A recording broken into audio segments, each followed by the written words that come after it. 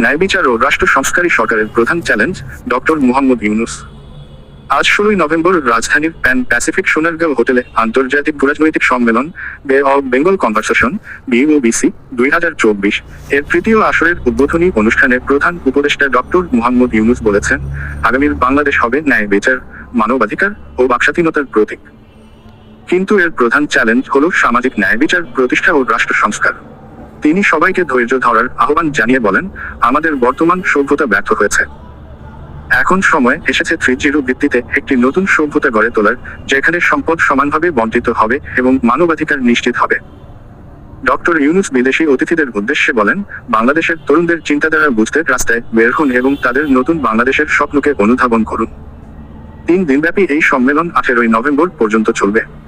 এ বছরের থিম এ ফ্র্যাকচারড ওয়ার্ল্ড, যেখানে 80টিরও বেশি দেশের 200 জন আলোচক, 300 জন প্রতিনিধি এবং 800 জন অংশগ্রহণকারী অংশ নিচ্ছেন। আপনার মতামত জানাতে কমেন্ট করুন এবং সংবাদটি ভালো লাগলেই শেয়ার করুন। আর যে ইব্রাহিম মলিক চ্যানেলে সাবস্ক্রাইবও করুন আরও আপডেটের জন্য।